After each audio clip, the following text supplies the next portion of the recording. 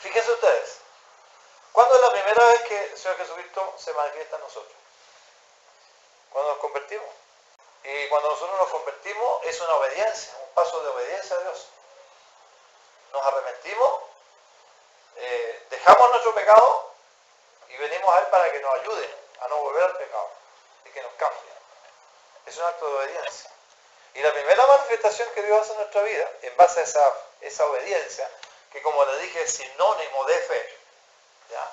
En ese mismo momento entra el Espíritu Santo a nosotros eternamente, en base a una base de obediencia. Y la Biblia dice que cuando nosotros cometemos pecado, entristecemos al Espíritu Santo. Y el Señor Jesucristo no logra manifestarse en nosotros, aunque esté dentro de nosotros. Porque Él viene a ser morada para nunca más irse cuando nos convertimos al Señor. Pero fíjense lo importante que es. Ahora, una tremenda bendición dice, yo y el Padre juntos vamos a hacer morada con Él. Nosotros muchos hablamos que Jesucristo está en nuestro corazón, pero también está el Padre. Y el Padre se está manifestando y el Hijo se está manifestando.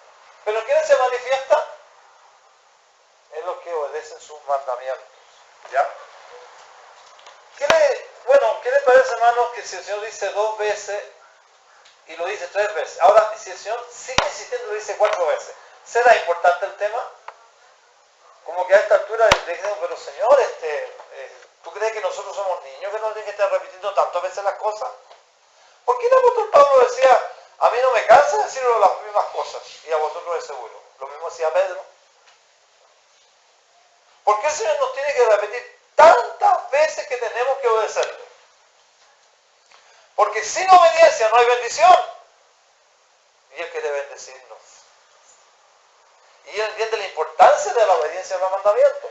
Entonces Él dice bueno, estamos en el versículo, leímos el 23, respondió Jesús y le dijo, el que me ama mi palabra guardará, y bueno, yo y el Padre nos manifestaremos a Él. El versículo siguiente dice, el que no me ama, ahí lo toman en el lado negativo. El que no me ama, ¿qué es lo que hace? No guarda mis mandamientos. El que no guarda mis mandamientos. Estamos hablando de los mandamientos de nuestro matrimonio, estamos haciendo un pequeño paréntesis, para la importancia de la obediencia a Dios. Entonces, el que no me ama dice, no guarda mis palabras, dice, y la palabra que yo os he hablado no es mía, sino que es de mi Padre que me envió. Si nosotros vamos al capítulo 15, un capítulo más adelante, fíjense que el Señor sigue tocando el tema, así que ustedes no me acusen de repetitorio si sigo leyendo versículos. Capítulo 15, verso 10, ¿qué dice? Dice, bueno, si guardáis mis mandamientos, dice, permaneceréis en mí, en mi amor. Así como yo he guardado los mandamientos de mi Padre y permanezco en su amor. En el versículo 17 dice, esto os mando. ¿Cuál es el mandamiento? Que os améis los unos a los otros. O sea, el amor. Pero el amor no es otra cosa que guardar los mandamientos de Dios. ¿Ya? Y si ustedes van a las cartas de Juan, en primera de Juan, segunda de Juan, etc., yo encuentro el mismo tema. Entonces, quisiera subrayar como un paréntesis, antes de seguir con el segundo mandamiento, como un paréntesis, ¿ya?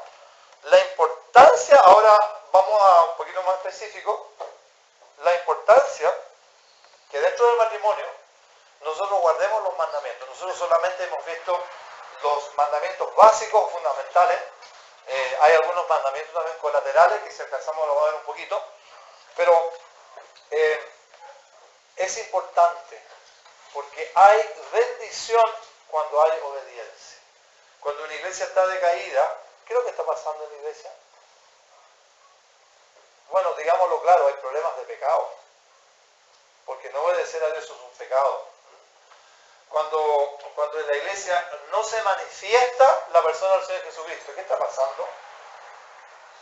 problema de pecado que impide que el pueblo siga adelante. Más o menos lo que pasó en el caso cuando Josué iba a tomar una posesión para Dios y fue vencido. Y Dios le dijo, no, aquí no sigo porque aquí hay un problema de desobediencia. Alguien en la congregación desobedeció. Y entonces ahí se encontró el pecado de Acán, que había hecho una desobediencia. Y hasta que ese pecado no se salió del pueblo, Dios no obró. Y cuando fue castigado ese pecado y fue solucionado el problema, ellos tomaron la ciudad de Hai, que se llamaba, pero facilito. Porque Dios se manifestó, como era costumbre manifestarse por la obediencia del pueblo. Entonces, ¿cuál debería ser nuestra preocupación y nuestra oración a Dios, ya que estamos enseñando a orar a Dios?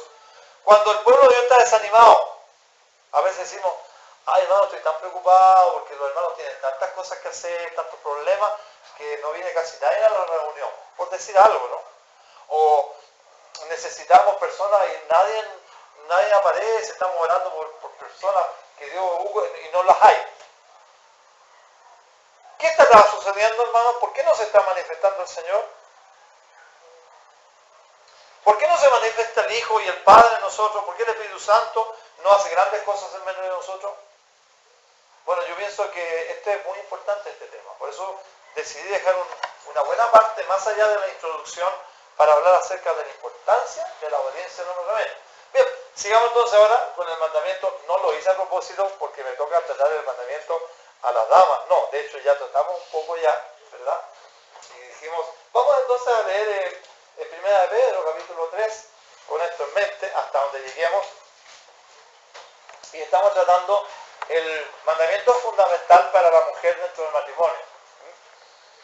Ocupamos, por decirlo así, una y media lección en el esposo y ahora vamos a ocupar una y cuarto en la mujer. Bien, 1 de Pedro, capítulo 3, el apóstol Pedro nos dice, comienza diciéndonos que asimismo vosotras, esa palabra la vimos en la palabra de conexión, o de igual manera, lo mismo. Dice, asimismo vosotras mujeres, y aquí está el mandamiento fundamental que vimos la vez pasada, estad sujetas a vuestros maridos, para que también los que no creen en la palabra sean ganados sin palabras por la conducta de sus esposas. Aquí tenemos un ejemplo de lo que estamos hablando de obediencia. Aquí estamos hablando de esposos inconversos que probablemente hacían sufrir mucho a las hermanas creyentes. Acuérdense que en ese tiempo había muchos matrimonios en la iglesia yugo desigual porque estaba recién predicándose el evangelio. Entonces muchos se convertían y sus esposas seguían inconversas y viceversa. Cuando la iglesia comenzó así, yo no digo que no haya ocurrido que se hayan convertido el esposo y la esposa al mismo tiempo, pero normalmente no es así. Entonces la iglesia primitiva tenía muchos casos de esposas creyentes y hombres inconversos y viceversa. Entonces estas mujeres estaban sufriendo mucho, ¿ya? Pero el apóstol Pablo dice, bueno, más allá de los sufrimientos, vean el valor del alma de su esposo, ¿ya? Entonces esas mujeres dice, ustedes sujétense a su esposo y por esa conducta que ustedes van a tener, la palabra de Dios no va a ser confirmada. Y por esa conducta se van a convertir sus esposos. Y muchos esposos, muchos maridos creyeron al Señor. ¿Por qué razón, hermanos, se creyeron al Señor? Por una razón muy sencilla. Porque el Señor Jesucristo se manifestó dentro de ese matrimonio. ¿Y cómo se manifestó? Por la obediencia de esa esposa. Porque cuando hay obediencia, dijimos, no nos olvidemos la lección, cuando hay obediencia, Dios se manifiesta.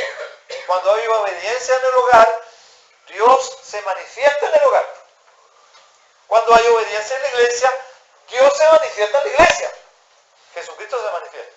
Entonces ese es un ejemplo de lo que estamos hablando delante, ¿ya?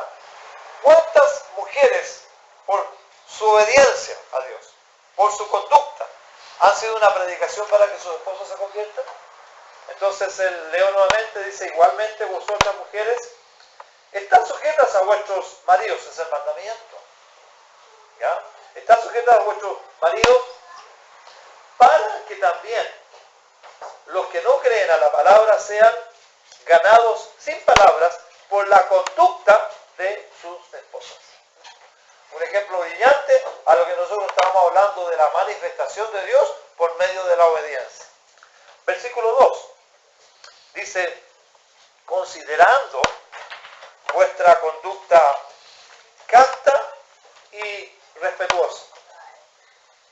Vuestro atavío no sea el externo, de peinados ostentosos, de adornos de oro o de vestidos costosos, sino el interno, el del corazón, en el incorruptible ornato de un espíritu afable y apacible, que es de gran estima delante de Dios. Versículo 5 dice, porque así también se ataviaban en otro tiempo aquellas santas mujeres, mujeres que esperaban en Dios. ¿Cómo esperaban en Dios? Estando sujetas a sus maridos. Como Sara obedecía a Abraham, llamándole Señor, de la cual vosotras habéis venido a ser hijas, si hacéis el bien sin temer ninguna amenaza. Bien, nosotros dijimos la vez pasada que el apóstol Pedro no está llamando aquí solamente a la mujer a la sujeción, sino que está llamando a toda la iglesia a la sujeción. ¿Ya? Por eso que habla de que todos los creyentes tenemos que sujetarnos a las autoridades, respetando las autoridades que son puestas por Dios y sujetándonos a ellas. Y en ese tiempo, la autoridad máxima que había se llamaba Nerón, un hombre cruelísimo. Sin embargo, el Señor le dijo, bueno, ustedes, iglesia, no han venido aquí a ganar derechos. Ya sería lo último ya que salieron con los derechos de la iglesia ahora, pues ya sería lo último. La iglesia no tiene derechos aquí en la tierra. Nosotros somos embajadores acá y nuestra ciudadanía está en los cielos. Y nosotros venimos a testificar de Dios aquí a la tierra. Y entonces, el apóstol Pedro le está diciendo a los hermanos, toda la iglesia, no solamente a las mujeres que se sujetan. Le está diciendo, hay que sujetarse a las autoridades. También más adelante le está diciendo a los siervos, pero no todos los siervos completos, sino que a los siervos que tienen amos difíciles. Yo no sé si ustedes en su trabajo han tenido un jefe difícil. Eso es terrible. Porque de lunes a viernes que le hacen la vida más cuadrito. Y a veces de lunes a viernes hasta sábado en la mañana. Y no quieren, cuando están el domingo, están tan tranquilos en la casa que solo pensar que tienen que enfrentarse a ese jefe tan difícil el lunes. Ya le dan náusea en el estómago. Entonces el apóstol Pablo les dice, bueno, ustedes tienen que sujetarse a esos amos difíciles. Le está hablando a los esclavos. Lo más cercano que podemos hablar hoy día es de los patrones. Pero por testimonio de obediencia a Dios, para que Dios se manifieste en mi trabajo, yo tengo que sujetarme a mis superiores. ¿Ya? Aunque todo el mundo me va a decir, ustedes saben cómo le dicen a los que tú eres, ¿cómo que dicen? Lambeojo, le dicen, tú eres arrastrado, ¿ya? Pero sin embargo, la mayoría de la gente lo que hace es que cuando ve el jefe también empiezan todos a trabajar también, ¿ya? Bueno, él dice, hay que sujetarse a los jefes. Si tú quieres que sea un testimonio en tu trabajo, que haya luz en tu trabajo, si tú quieres que yo me manifieste, obedéceme en este tema. Y entonces termina diciéndole a la esposa que tiene el marido sin converso, ¿ustedes quieren que yo me manifieste en tu hogar? Qué bonito fue cuando el Señor Jesucristo fue invitado a las bodas de Caná de Galilea. Y hubo un gran problema en las bodas. Entonces dice que fue el principio de señales cuando se manifestó el Señor Jesucristo. Y el Señor Jesucristo está dispuesto a manifestarse en el hogar. ¿Saben ustedes, hermano, cuando el Señor no se puede manifestar en un hogar y se le hace muy difícil manifestarse? Cuando los dos están desobedientes. Él dice, yo no voy a amar a esta mujer, porque no es una mujer sujeta. Ahora, ¿qué es lo que tiene que ver el marido? Que la mujer se sujeta, es un problema de ella con el Señor. Ningún esposo puede exigir sujeción. Le puede recomendar que es bueno, que te va a ir bien, que va a ser bueno para los hijos, etc. Todo lo que tú queráis. Pero ella tiene que personalmente decidirse obedecer a Dios. Y si ella dice, ¿cómo yo voy a sujetar a este hombre tan imperfecto? Porque nosotros somos todos esposos imperfectos. ¿Cómo yo voy a sujetar a mi esposo? Cuando él me ame como Cristo amó a la iglesia, entonces yo voy a sujetar a él. Ese hogar está destinado al completo fracaso. Porque por los dos lados estamos entristeciendo al Espíritu Santo. Ahora, ¿qué pasa cuando, volviendo más o menos a lo que estábamos diciendo al principio, cuando uno de los dos dice, no importa que mi esposo no me ama, yo por amor a Jesucristo me voy a sujetar?